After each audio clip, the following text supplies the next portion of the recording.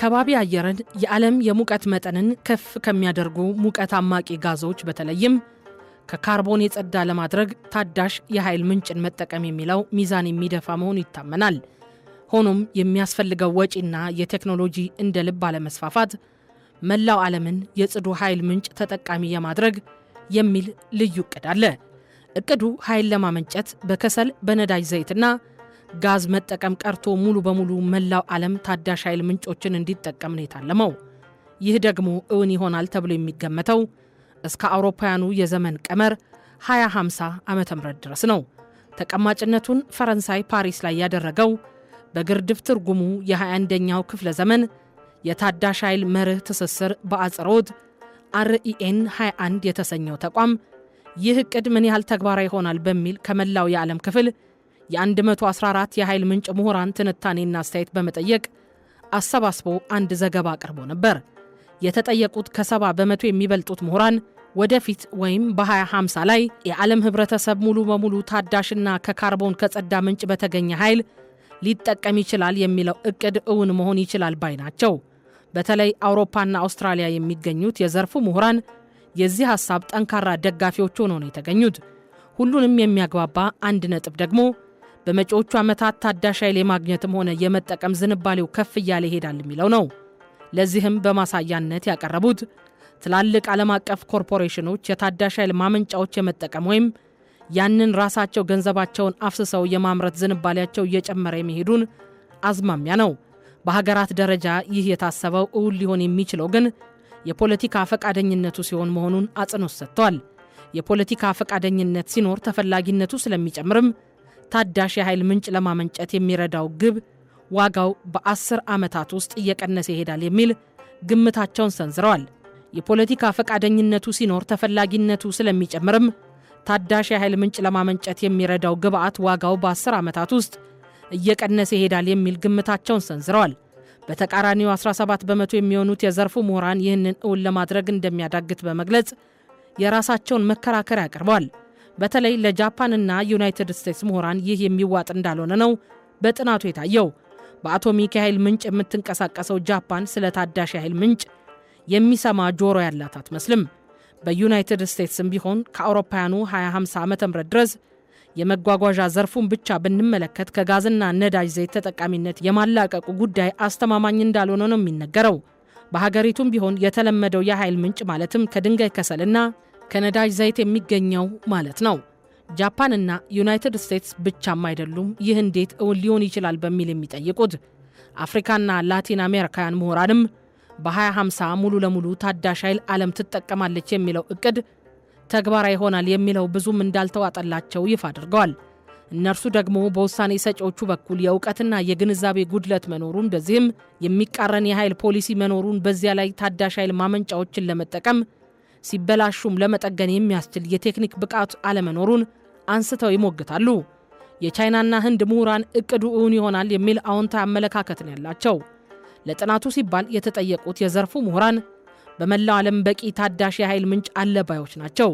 በተለይ ደግሞ አፍሪካ ውስጥ ያለው የታዳሽ ኃይል ምንጭ ስራ ላይ ከሚውለው 200 እጅ ጊዜ እጥፍ እንደሚበልጥ፣ በመካከለኛው ምስራቅ ደግሞ አውስትራሊያና ላቲን አሜሪካ ካለው ከ30 እስከ 60 በመቶ ከፍ እንደሚል ነው የሚገመተው። በሩሲያ፣ ቻይና፣ አውሮፓና ዩናይትድ ስቴትስም ቢሆን ለየአካባቢው የሚበቃ የታዳሽ የኃይል ምንጭ መኖሩን ምሁራኑ ይናገራሉ። በአሁኑ ወቅት ዓለማችን በአየር መበከል ስትናጥ ሀገራት በየፊናቸው መፍትሄን ለመፈለግ ቢያማትሩም መውጫው ይህ ታዳሽ ኃይልን መጠቀም እንደሆነ በተደጋጋሚ ሲገለጽ ይስተዋላል። ለዚህ ነው ሀገራችን በቀጣይ ዓለም ልትደርስበት ከምትችለው ኢኮኖሚና ማህበራዊ ቀውስ በመነሳት ታዳሽ ኃይል ላይ ትኩረት አድርጋ መስራት የጀመረችው። ታዳሽ ኃይል በኢትዮጵያ ከአረንጓዴ ኢኮኖሚ ስትራቴጂ የሚቀዳ ነው። የኢትዮጵያ አረንጓዴ ልማት ስትራቴጂ 4 ዋና ዋና መሰረታዊ ነጥቦችንም ይዛል። የመጀመሪያው የግብርና ልማትና የመሬት አጠቃቀም ብቃትን ማምጣት ነው። ሁለተኛው ደግሞ የደን ልማትና ጥበቃ ስራን ከኢኮኖሚና የስነ ምህዳር ስርዓትን በሚጠቅም አግባብ ያስኬዳል። ሶስተኛው ደግሞ ተገቢ የተሻሻሉና ተመራጭ የቴክኖሎጂ ውጤቶችን ለኢንዱስትሪ ልማት፣ ለትራንስፖርት አገልግሎትና ለግንባታ ስራዎች መጠቀምን ይዛል። አራተኛው ታዳሽና ንጹህ ኃይልን የማመንጨት ልማት ነው። እነዚህ ነጥቦችም የኢትዮጵያ የአረንጓዴ ልማት ኢኮኖሚን ከግብ ያደርሳሉ የሚባሉ ናቸው። ስትራቴጂው 3 ተመጋጋቢ ዓላማዎችን መነሻ ያደርጋል። ቀጣይነት ያለው የኢኮኖሚ ልማትና እድገትን ማምጣት በአረንጓዴ ልማት፣ የግሪን ጋዝ ልቀትን መቀነስና የሰከነ የአየር ንብረት ሁኔታን ማረጋገጥ ናቸው። የታዳሽ ኃይል ደግሞ ለዚህ ስትራቴጂ ዋነኛ ምሰሶ ሆኖ ተቀምጧል። ታዳሽ ኃይል ከኢኮኖሚ ባሻገር ፖለቲካዊ አንድምታውም የሚናቅ አይደለም። አሁን የሀገራትን የእርስ በርስ ግንኙነት እስከ መወሰን የደረሰበት ደረጃ ላይ ደርሷል። ከታዳሽ ኃይል ሌላ አማራጭ ሆኖ ያለው የነዳጅ ኃይል ካለበት ውስንነት ወይም አላቂነት የተነሳ ታዳሽ ኃይልን የመምረጥ ጉዳይ በእርግጥም ፖለቲካዊ አንድምታ ያለው ነው። የኃይል ዋስትና የማግኘት የኢኮኖሚ መሰረቱንና የአካባቢ ጥበቃ ዋነኛ ጉዳይ በመሆኑም የፖለቲከኞች ዋነኛ ትኩረት ነው። ስለዚህ ሀገራት የታዳሽ ኃይልን መሰረት ያደረገ የኢኮኖሚ ልማት የመገንባት ግፊት ውስጥ ናቸው። በተለይ ደግሞ የአካባቢ አየር ብክለት በሚያመጣው መዘዝ በየሀገራቱ ያሉ ዜጎች በሚገጥማቸው የተፈጥሮ አደጋ ምክንያት መጎዳታቸው በቀጠለ መጠን ጉዳዩ የዜጎች ብሎም የሀገር ሕልውና ጉዳይ መሆኑ አይቀርም። ተያይዞም የማህበረሰቡ አንቀሳቃሽ የሆነው የሀገሪቱ ፖለቲካዊ ትኩረት አቅጣጫን እንዲለወጥ ይገደዳል ማለት ነው። ሀገራት እርስ በርሳቸው የሚኖራቸው ግንኙነት፣ ትብብር፣ ተጽዕኖና የውድድር መንፈስም ይህንን መነሻ የማድረጉ ነገር በየጊዜው ማደጉ የሚቀጥል ይሆናል። በአሁኑ ወቅት በከፍተኛ ፍጥነት እያደጉ ካሉት ሀገራት ውስጥ ቻይናንና ህንድን ብቻ ብንወስድ እያንዳንዳቸው ከዚህ በፊት የዓለም ፍጆታን በሞኖፖል ከያዘው ክፍል በእጥፍ የሚበልጥ ህዝብ ያላቸው ናቸው። እነዚህ ሀገሮች በፍጥነት እያደጉ በሄዱ ቁጥር የተፈጥሮ ሀብት ምርቶች ፍላጎታቸው በዚያው ፍጥነት ማደጉ አይቀሬ ነው። አዳዲስ ቴክኖሎጂዎችን በመጠቀም ተኪ ጥሬ ዕቃ ማፍራት ቢቻልም የተፈጥሮ ሀብትን ሙሉ በሙሉ መተካትና ለዚሁም ያለውን ፍላጎት በፍጥነት መቀነስ የሚቻል አይሆንም። ስለሆነም አዳዲስ የኢኮኖሚ ማዕከሎች እየተፈጠሩ ከመምጣታቸው ጋር ተያይዞ የተፈጥሮ ሀብት ምርቶች በተለይም የተለያዩ ማዕድናት፣ የግብርና ምርቶች ፍላጎት በከፍተኛ መጠን እየጨመረ ዋጋቸው ከብዙ ሩቅ ዓመታት በኋላ ለመጀመሪያ ጊዜ የጨመረበትና የመጨመር አዝማሚያው እየጠነከረ የመጣበት ሁኔታ ተፈጥሯል።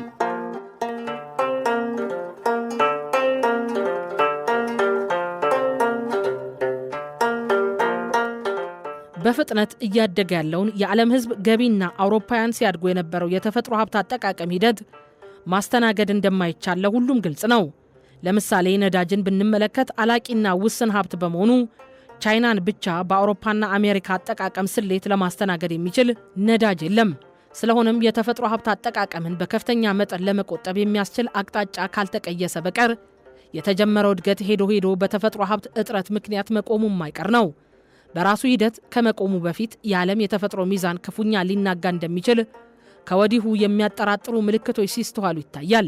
የተፈጥሮ ሀብት በከፍተኛ መጠን ለመቆጠብ የሚያስችሉ አቅጣጫ ካልተቀየሰም የተጀመረው እድገት ሄዶ በተፈጥሮ እጥረት ምክንያት መቆሙ አይቀሬ ነው።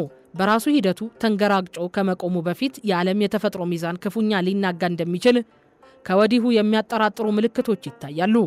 የተፈጥሮ ሀብትን በከፍተኛ መጠን ለመቆጠብ የሚያስችሉ ለምሳሌ ከታዳሽ ምንጮች ነዳጅና ኤሌክትሪክ የሚያመነጩ ቴክኖሎጂዎች ለመፍጠርና ለማስፋፋት ከፍተኛ ርብርብ እየተካሄደ ነው። ነገር ግን ይህ ሂደት የራሱ ጊዜ ቢያንስ የተወሰኑ 10 ዓመታት እንደሚጠብቅ ግልጽ ነው። አዳዲስ ቴክኖሎጂዎችን ለመፍጠርና ለማስፋፋት ከፍተኛ ርብርብ እየተካሄደ ሲሆን ይህ ሂደት የራሱ ጊዜ እንደሚጠይቅ አያጠያይቅም። እስካሁን ባለው ሂደት ሙቀት እየጨመረ እንደሚሄድ ተተንብዮአል። ይህ ሲሆን በሰሜን በደቡብ ዋልታዎች የተከማቸው ከፍተኛ በረዶ ይቀልጣል። በዚህም ውቅያኖሶች ከ1 እስከ 3 ሜትር ይጨምራሉ ተብሎ ይጠበቃል። ውቅያኖሶች ሙቀታቸው ሲጨምርና መጠናቸው ሲጨምር በርካታ ደሴቶችና ዝቅተኛ ከፍታ ያላቸው የባህር ዳርቻዎች በውሃ እንደሚዋጡ ተገምቷል። ከዚሁ ጋር በተያያዘ የብዙ አካባቢዎች የአየር ንብረት በከፍተኛ መጠን እንደሚለዋወጥም ይታሰባል። በዚህም በተለይም አፍሪካ ምንም እንኳ በኢንዱስትሪ ከበለጸጉት ሀገራት ጋር እኩል ካርቦን ዳይኦክሳይድ በመልቀቅ በአየር ንብረት ላይ አሉታዊ ሚና ባይኖራትም በሚደርሰው የአየር ንብረት ብክለት ቀዳሚውን ገፈት ቀማሽ ለመሆን ግን ቅድሚያውን ወስዳለች። በተለይ የአየር ንብረቱን ለመቆጣጠርና ሚዛናዊ ለማድረግ የሚጠቅሙትን ደኖች በመጨፍጨፍ ለተለያዩ ኃይል መጠቀሚያነት ማዋሉ ዋጋ እንድትከፍል አድርጓታል። ለዚህም ነው ኢትዮጵያ በካርቦን አላቂ የኃይል አማራጭ ላይ የተመሰረተ እድገት በአየር ንብረት ለውጥ መስክ ከሚያስከትለው ችግር ባሻገር ሄዶ መቆሙ የማይቀር በመሆኑ የሀገራችን የልማት አቅጣጫ በአዲስና ታዳሽ የኃይል አማራጭ ላይ መመስረት እንዳለበት ግልጽ ያደረገችው። በዚህ ረገድም ግንባር ቀደም ሚና መጫወት ለልማታችን ተጨማሪ ገዛ ለማግኘት የሚረዳና የሀገራችንን በጎ ገጽታ ለመገንባት የሚያግዝ መሆኑም እንደ አንድ ተደራቢ ምክንያት ሊታይ ይችላል። ከዚህ በመነሳት የልማት እቅዱ የኢትዮጵያ ትርፍ ካርቦን ዳይኦክሳይድ የማትለቅበት ደረጃ ላይ የመድረስ ግቧን የምታሳካበት ይሆናል ተብሎ የታሰበው። ይህንን የዜሮ ልቀት ግብን ለማሳካትም የመጀመሪያው የኤሌክትሪክ ኃይልን ከታዳሽ ምንጮች በሰፊው በማምረት ለራሳችን ከሚያስፈልገን በላይ የሆነውን ለጎረቤት ሀገሮች መሸጥ ነው። ሀገራችን ሰፊ የሃይድሮ ኤሌክትሪክ እምቅ አቅም ስላላት የኤሌክትሪክ ኃይልን በዋናነት ከውሃ ሀብት ለማመንጨት ሰፊ ስራ ሰርታለች። ከንፋስ፣ ከጂኦተርማል፣ ከፀሐይ ኤሌክትሪክ የማመንጨት እቅድም ተይዟል። የፌዴራል መንግስት የኤሌክትሪክ ኃይል ለሁለንተና አገልግሎት ያለውን ከፍተኛ አስተዋጽኦ በመገንዘብ ባለፉት ረጅም ዓመታት በተለይ ከሁለት አስርት ዓመታት ወዲህ በርካታ የኃይል ማመንጫ ፕሮጀክቶችን ከውሃ ከንፋስና ጂኦተርማል በመገንባት የኃይል ማስተላለፊያ ማከፋፈያ ጣቢያዎችንም ጎን ለጎን ለመገንባት ከሚመረተው ኃይል ጋር በማጣጣም በመላ ሀገሪቱ የኤሌክትሪክ አገልግሎትን ተደራሽ ለማድረግ ከፍተኛ ጥረት ሲያደርግ የቆየው። በዋናነትም ከሚጠቀሱት ግንባታዎች መካከል የጢስ አባይ 2 ውሃ ኃይል ማመንጫ፣ የጊቤ 1 የውሃ ኃይል ማመንጫ፣ የተከዜ ውሃ ኃይል ማመንጫ፣ የግልገል ጊቤ 2 ኃይል ማመንጫ፣ እንደዚሁ ከበለስ ውሃ ኃይል ማመንጫና ከፊንጫ መርቲነሽ ውሃ ኃይል ማመንጫ የኃይል አቅርቦት ማግኘት ተችሏል። በእነዚህ ዓመታት በተለይ ደግሞ ከዚህ በፊት ከነበሩ የኃይል አቅርቦት አማራጮች ፈቅ ብሎ ሌሎች አማራጮችም ለሀገሪቱ የኃይል እጥረት መቅረፍ የበኩላቸውን አስተዋጽኦ ማበርከት እንደሚያስችላቸው የታየበት ነው። ኢትዮጵያ ከውሃ ከፍተኛ የሆነ የታዳሽ ኃይል ልማት እምቅ አቅም ያላት ቢሆንም እርሱን ማልማት እንዳለ ሆኖ ሌሎች የታዳሽ ኃይል አማራጮችን ለማልማት ስልታዊ እቅድ ይዛ እየሰራች ነው። ይህም በአብዛኛው በውሃ ላይ ብቻ የተመሰረተውን የኃይል ተጠቃሚነት ጥገኝነት ለመቀነስ ያስችላል። የውሃ ኃይል በሀገሪቱ ዋነኛ የኤሌክትሪክ ኃይል ምንጭ ነው። ከዚህ ኃይል ልማትም በተመሳሳይ ለማሳደግ የሚያስችሉ የተለያዩ ፕሮጀክቶች ታቅደዋል። የተወሰኑት የአዋጭነት ጥናት የተጠናቀቀላቸው ናቸው። ዋቢ ሸበሌ፣ ባሮ 1ና 2፣ ጎጀብ፣ ጊቤ 1ና 2፣ ደርቡ 1ና 2 በዚህ ረድፍ የሚጠቀሱ የውሃ ኃይል እጩ መካናት ናቸው።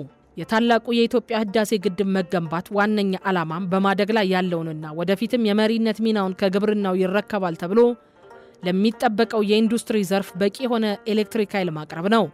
በተጨማሪም ከሀገር ውስጥ ፍጆታ የሚተርፈውን ኃይል ከሌሎች ሀገራት ጋር ትስስርን እንደሚፈጥር ይገመታል። የዚህም ድምር ውጤት ህዝቦቿ ካሉበት የድህነት አዘቅት ተላቀው አመርቂ ልማት ለማስመዝገብ ለቀጣዩ ትውልድ የተሻለ የኢኮኖሚና ማህበራዊ እድገት ያላት ሀገር ለማቆየት የበኩሉን አስተዋጽኦ ያበረክታል። የአባይ ተፋሰስ ሀገራት ኢኮኖሚያዊና አካባቢያዊ ጥምረትን የሚያጠናክር እንደሆነ የሚታመንበት የኤሌክትሪክ ኃይል መሰረተ ልማት ትስስር አንዱ ነው። በጥቅሉ ታዳሽ ኃይልን በማመንጨት ከራስ ፍጆታ በላይ የሆነውን ለሌሎች ሀገራት ገበያ በማቅረብ የውጭ ምንዛሬን ማግኘት ይቻላል። ከዚህ ባሻገር ታዳሽ ኃይል በአረንጓዴ ልማት ላይ ያለውን ሚና በመመርኮዝም በአየር ጠባይ ለውጥ ላይ እየደረሰ ያለውን ጫና ለመቀነስ ኢትዮጵያ ግንባር ቀደም ሚና እንድትጫወት ያደርጋታል። ይህ ሲሆን ደግሞ ለሌሎች ሀገራት የሚኖራት ተሰሚነት ከፍ የሚልበት ደረጃ ላይ ደርሶ በዓለም ላይ የሚኖራትን ዲፕሎማሲያዊና ፖለቲካዊ ግንኙነት ከፍ እንዲል ያደርገዋል።